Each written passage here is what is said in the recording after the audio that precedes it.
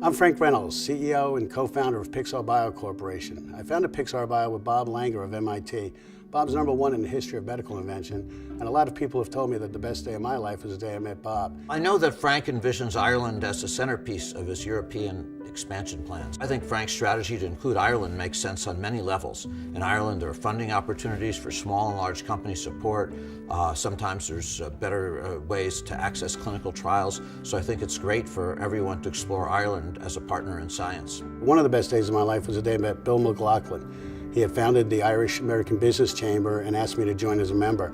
Bill had taken me to the Union League. I was actually bouncing back from a spinal cord injury that kept me in bed for 7 years and really had limited my life in so many ways, and I was looking for a new opportunity to get out and meet people, and Bill introduced me to the Ireland Chamber. Frank was injured after college in his mid-20s, and he went on to higher education to better himself and to get better and to help other people with spine injuries. And now 15 years later, I'm being honored with the Taoiseach Award. And I can't really still at this time can't figure out what's more important, meeting Bill McLaughlin that day and joining the Ireland Chamber, or meeting Bob Langer in 2005 and developing products for neurological disease, to meet some of the most challenging conditions on earth, including spinal cord injury, epilepsy, Parkinson's, and post-operative pain.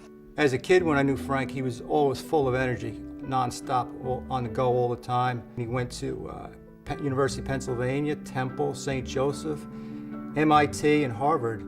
You know, he just thirst for knowledge just continued, and it's brought him to where he is today as a CEO, founder of 2 different companies. I met Frank at the Fox School of Business at Temple University in Philadelphia in 2001. He was just relaunching his career after his spine injury. Soon after we met, I joined his startup, Expand the Knowledge. He always brought a lot of energy to all our meetings and developed good strategies that allowed us to execute on plan.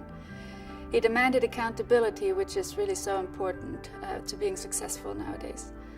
During our first year working together, Frank led us to win a leading-edge tech consulting project at the Federal Reserve Bank system over IBM and Cisco. Those 13 years ago, I saw firsthand that Frank had what it took to succeed, maybe even do the impossible.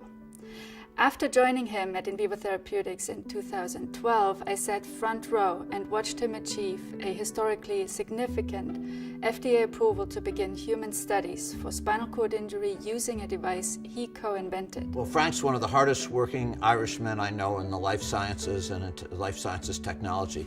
You know, he's passionate, and he's really driven by his desire to help patients with tough medical challenges.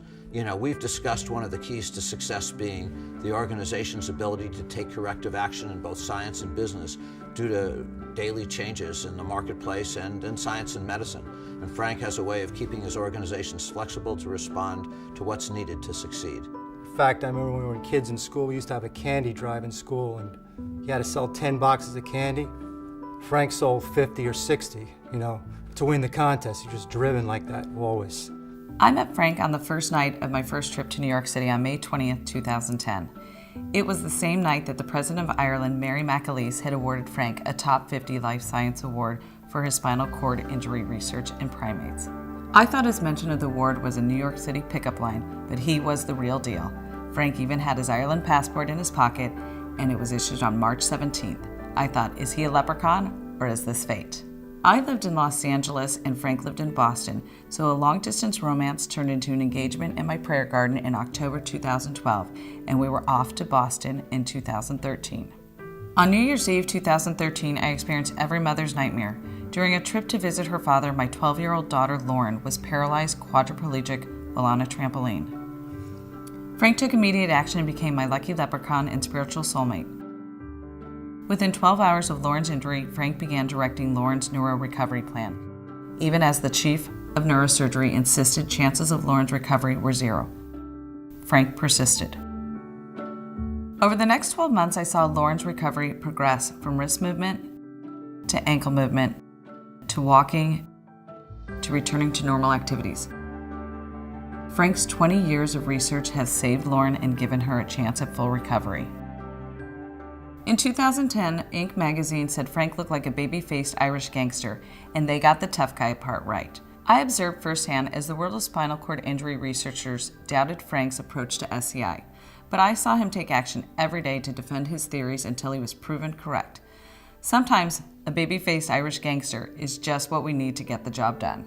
Frank loves saying, "Irish scientists rule," and as I watch Lauren's recovery, I quickly think, thank God for Irish scientists.